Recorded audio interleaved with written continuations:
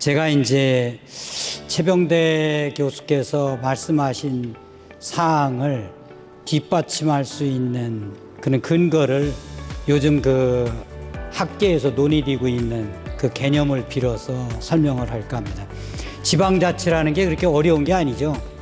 같은 것은 함께 다루는 거, 서로 지방마다 다른 것은 지방마다 다르게 관리해야 된다는 겁니다. 그래서 같은 것을 일을 같게 관리하는 측면에서는 요새 경제학에서는 규모의 경제가 이제 밑바탕이 되겠고, 지방마다 다른 것을 각자 다르게 취급해야 된다는 측면에서는 차별화의 이점을 좀 살려보자 하는 거예요. 그런데 이제 지방정부가 어떤 일을 해야 되느냐와 관련해서 여러 학자들이 얘기한 걸 종합해 보니까 약 3가지로 요약이 가능하겠더라고요. 하나는 지역 발전. 지역을 발전시키는 게 지방정부의 가장 큰 임무라는 겁니다. 두 번째는 주민 생활권을 관리하는 거. 아까 이제 대경통합 말씀을 하시고 그랬는데 이게 하나의 이 정치 단위이지만은 주민들의 생활권과 밀접하게 접근을 할 수 있는 그런 영역이었고, 그 다음에 마지막으로는 지역 정체성을 가꾸고 유지 관리해야 된다는 거예요. 대구는 대구 나름대로 내가 대구 시민으로서 갖는 소속감이 있을 수 있고, 경상북도는 경상북도 도민으로서 나름대로 내가 경상북도 도민이다, 대구 시민하고는 다르다, 뭔가 있어야 그걸 유지하지, 그렇지 않으면은 이게 대구 시민과 경상북도민을 가를 필요가 없는 그런 상황이 되겠죠. 그런 측면에서 우리가 통상적으로 이 지방정부가 해야 될 중요한 기본적인 3가지 관점을 이 행정체제를 개편할 때는 염두에 둬야 되겠다라고 하면서, 밑바탕 근저에는 뭔가 하니 지방자치도 진화하는 주체예요. 이게 어디서 창조물처럼 떨어진 게 아니란 말이에요. 그래서 스위스가 지방자치를 잘한다고 그래서 스위스 모델로 빨리 우리가 가야 된다, 이건 어불성설이라는 거죠. 생태계가 뒷받침이 안 된 상태에서 어디 보기 좋으니까 그대로 옮겨서 우리가 써보자, 이런 것은 주민을 담보로 해서 정치 실험 무대로 만드는 꼴이니까 국민들의 희생이 너무 크다, 이제 그런 맥락에서 우리가 생각을 해볼 필요가 있다는 거죠. 그래서 지방자치도 진화한다. 그런 맥락에서는 최병대 교수님께서도 DNA하고 RDNA에서 어떤 유전자적인 그런 속성을 밝혔기 때문에 아마 저하고 같은 선상에서 연구가 이루어지지 않았나, 그런 맥락이에요. 그런데 국가의 3요소는 뭡니까? 국가의 3요소는 국토, 국민, 주권, 그렇게 삼잖아요. 지방자치의 3요소는 뭐냐? 마찬가지입니다. 국토에 해당하는 것이 지방자치단체에 관할 구역이에요. 그 다음에 국민에 해당하는 것이 주민이에요. 그 다음에 주권에 해당하는 것이 자치권이란 말이에요. 근데 국가도 유연한 정책을 필 필요성이 뭔가 하니 국토라든가 국민이라든가 주권이 변화되면은 다르게 행정체제를 가져가야죠. 지방자치도 주민이 달라지고 자치권이 달라지고 관리 구역이 달라지면은 다르게 대응해야 된다는 거예요. 역사적으로 보니까 요즘 어떤 책이 유행인 거 아니, 고래는 물에서 숨쉬지 않는다. 여러분들 고래 물속에서 살잖아요. 그런데도 불구하고 물에서 숨쉬지 않는 그런 동물이고 허파호흡을 합니다. 그러니까 숨을 쉬기 위해서는 간간히 물 위로 떠올라야 되는 거예요. 우리가 언뜻 생각하면 고래가 오랜 동안 물에서 살았으면, 진화했으면 물속에서도 숨 쉬어야 마땅한 건데, 여기서 중요한 포인트가 있습니다. 우리가 스위스 지방자치가 잘 되고 미국의 지방자치가 잘 됐으니까 빨리 그거 도입해서 해야 된다라는 게 어불성설이라는 거예요. 생태계가 뒷받침돼 가지고 그거에 적응하는 과정에서 자기 장점을 살리지 못하면 도태된다는 거죠. 그러니까 생명체건 제도건 주어진 생태계에 적응하지 못하면 도태될 수밖에 없다는 그런 얘기예요. 근데 생태계가 뒷받침이 되지 않는 제도나 개인은 패망하게 돼 있다. 이런 그 뜻을 내포하고 있죠. 그런 측면에서 지방자치의 3요소라고 하는 주민이라든가 관할구역이라든가 자치권이 요즘 생활 속에서 어떻게 변화하고 있는지를 검토해 보면 앞으로 지방자치가 나아갈 방향이 보인다. 그런 겁니다. 그래서 제가 이제 지금부터 말씀드릴 사항은 우리가 주민들이 그 생활 무대가 되고 있는 지방자치단체의 관할구역이 디지털 혁명이라든가 기술의 발달, 정보통신 기술 발달 이런 등등으로 인해서 변하고 있다. 어떻게 변하느냐? 디지털 공간과 지방자치단체의 관할구역이라고 정했는데요. 요 그림을 한번 보시겠어요? 여러분 경기도 성남시 아시죠? 경기도 성남시가 땅이 없습니다. 그래서 공장이 거기서는 도저히 운영이 안 돼요. 딴 데로 가야 돼요. 공장을 해가지고는 수지타산을 맞출 수가 없어요. 자, 그러니까 공간이 없으니까 경기도 성남에서는 공장을 만들 수가 없다. 이제 그렇게 생각하면 거기는 끝났네. 제조업은 끝났네. 이러기가 쉬워요. 그런데 다행히 정보통신기술 발달로 이 디지털 혁명이 일어나니까 어떤 현상이 나타나는 거 아니? 자기 방에 노트북 하나 가지고 거대한 공장을 만들 수 있게 된 거예요. 그래서 여기 보시면은 갑이라는 사람이 성남시에 있는 사람이 자동차 공장을 만들고 싶다. 근데 성남은 땅이 없다. 그럼 어떻게 해야 되느냐? 어디 베트남이나 중국이나 뭐 땅이 많은 데 가서 공장을 세울 수도 있겠죠. 하지만 다르게 생각하는 겁니다.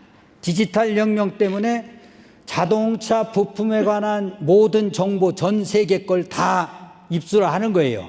그걸 통해서 어떤 디자인의 자동차를 만들 수 있을까를 설계를 하는 겁니다. 설계를 해서 출시를 해요. 이 마켓에 디지털 공간에서 내가 이러이런 차를 이러이런 성능으로 이런 가격으로 맞춰서 판매하니 살 사람 사십시오. 그런데 마침 영국에 사는 한 사람이 주문을 했어. 그 A 모델 며칠 날 저한테 주십시오. 그러면은 그때부터 이 생산자 성남에 거주하는 A가 자기 골방에 틀어앉아가지고 노트북을 뒤져서 요 영국에 사는 고객한테 주문받은 A 모델을 조립 생산해가지고 여러 가지 딜리버리, 운반 비용이라든가 성능이라든가 이걸 고려해서 납기 내에 납품하는 그런 절차를 디자인합니다. 그래서 제일 먼저 한국의 주요 부품 생산자한테 부품을 발주를 하는 거죠. 그 다음에 그 부품을 어디로 옮겨달라고 하는 거 아니, 일본 어느 주소를 대면서 그때로 갖다 주십시오 하면은 일본 부품업자는 거기다가 덧붙여서 자기네들이 생산하는 부품을 조립해서 그 다음에는 베트남으로 갖다 배달하라고 얘기하는 거죠. 그럼 베트남에서 4, 5, 6, 7, 8, 9 공정을 거치는 거예요. 그리고 나서 마지막 9공정을 한 베트남 공장주한테 그 제품을 투르키에 있는 그 어느 부품 생산업체에 배달해 주십시오 해가지고 여기서 그 부품을 조립하고 다음 폴란드에 있는 어떤 공장한테 넘기라고 그러고 그 다음에는 최종 조립을 위해서 영국의 부품 생산업체 마지막에 딱 껴넣게끔 해서 그리고 품질 검사도 다른 에이전트한테 이용을 시키고 품질 관리 업체한테 보증서를 받아가지고 고객 앞에 딱 배달하는 그런 형태의 전 세계적인 공장을 운영할 수 있다는 그런 논리예요. 이게 이제 디지털 공간입니다.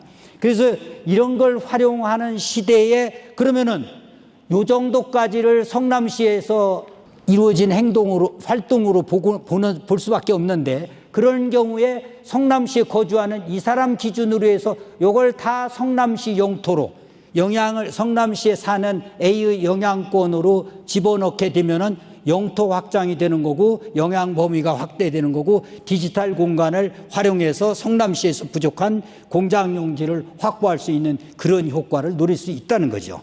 네, 그런 맥락에서 보면은 이 디지타이제이션 오브 스페이스 공간의 디지털화는 연대까지 부동산이라든가 토지 이런 것을 부동산 개념으로만 봤는데 이게 유동화를 시키는 거예요. 내가 성남에서 부족한 공간을 다른 대체를 끌어들이니까 공간이 흘러오는 것처럼 떠돌아다니는 것처럼 이렇게 활용할 수 있다는 거죠. 그러면 관할 구역이 개념이 바뀌는 겁니다. 활동 중심으로 바뀌어야 된다는 거예요.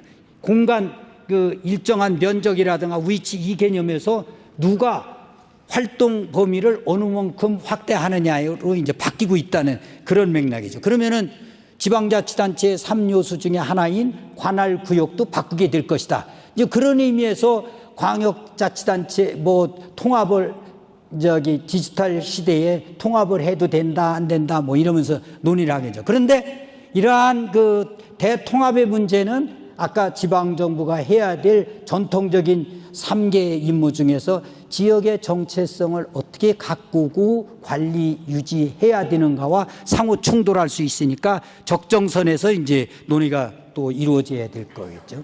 그 다음에 이제 주민이 바뀌고 있는 거예요.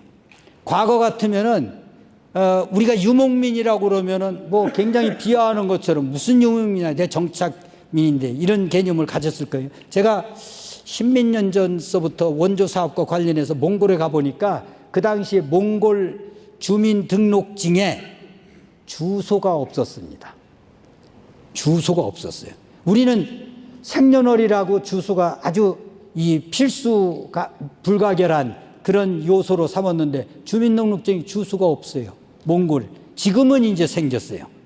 그만큼 이제 정착 비율이 늘어났다는 얘기죠.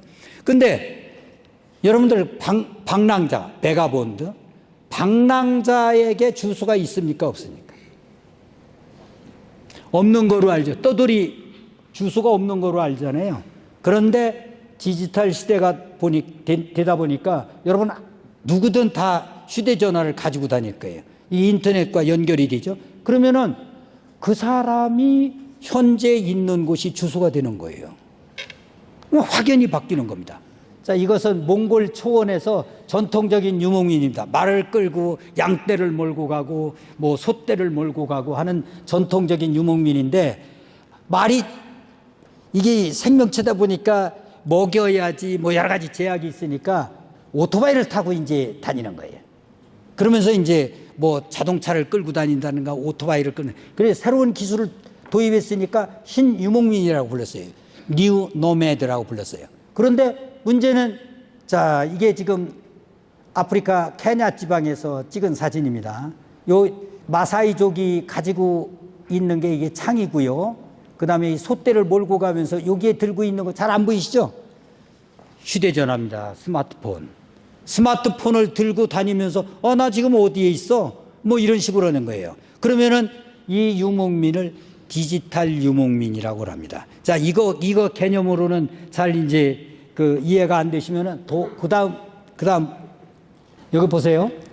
이건 아날로그 사무실이라고 하고 이건 디지털 사무실이라고 하는데 전통적인 우리가 이 근무하는 걸 보면은 사무실을 딱 갖춰놓고 출근 몇 시, 그다음에 퇴근 몇 시 이런 식으로 해서 일을 했어요.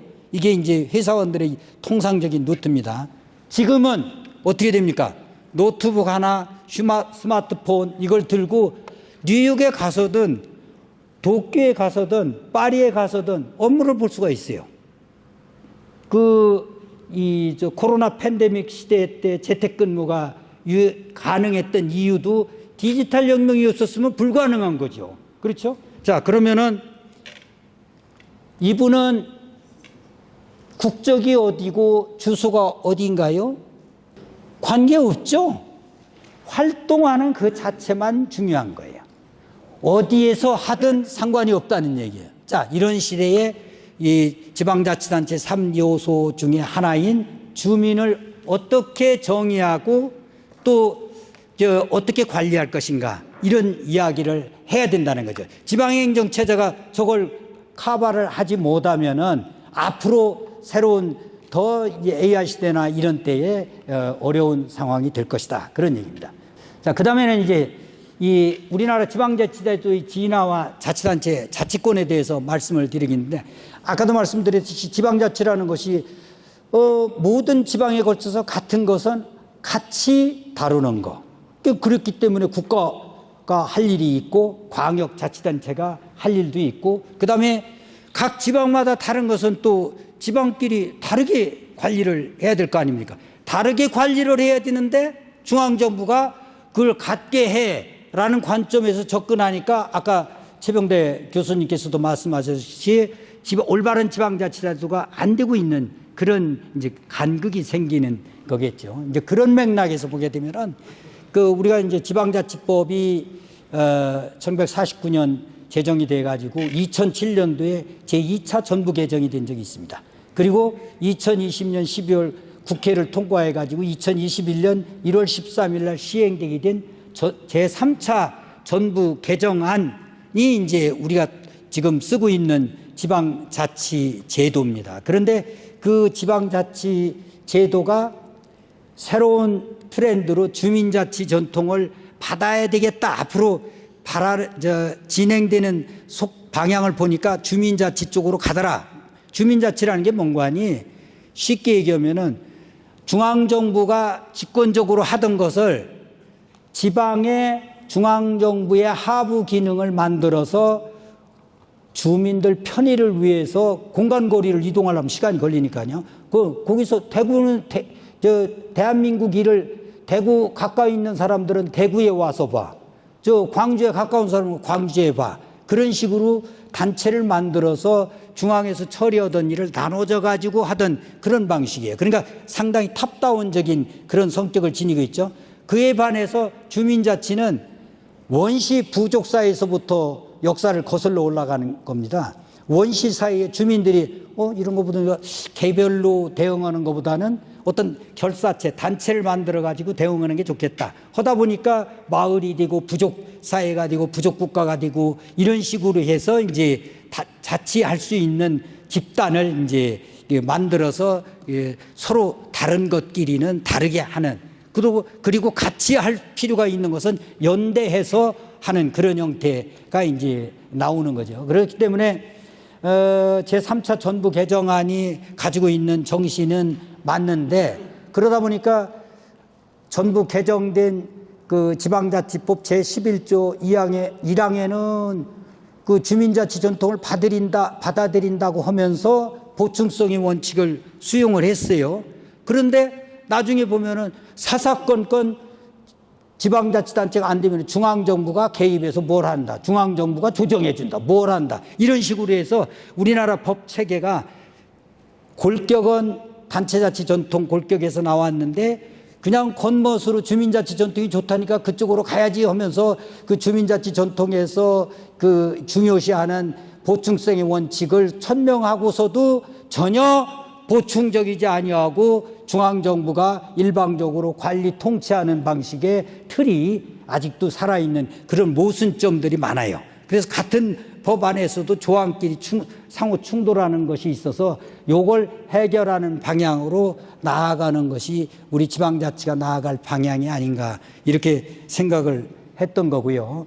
제가 이제 그 여러 여기에 참석하신 고모님들의 의견을 많이 듣는 게 이제 목적이었기 때문에 제 발표는 이렇게 간단하게 하고 고모님들이 고견을 주시면은 그것과 관련해서 또 이 정책 당국이라든가 또 육동일 교수님이 또 중요한 포스트를 맡고 계시니까 거기서 반영을 해서 우리나라 지방행정 체제를 첫째는 지역 발전, 두 번째는 주민 생활권 이거 제대로 관리해야죠. 그다음에 마지막에는 지역 정체성.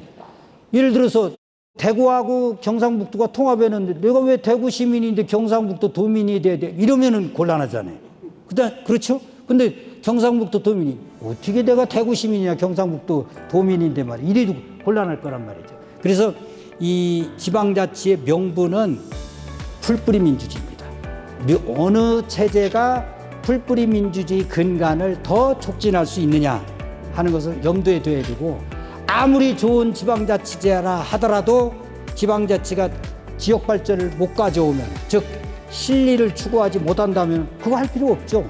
우리 당장 지방자치를 연구하는 분들이지만은 이분들도 야 지방자치 하니까 뭐 지역이 쇠퇴하고 지역이 발전하지 않더라. 그러면은 지방자치 누가 옹호하겠어요?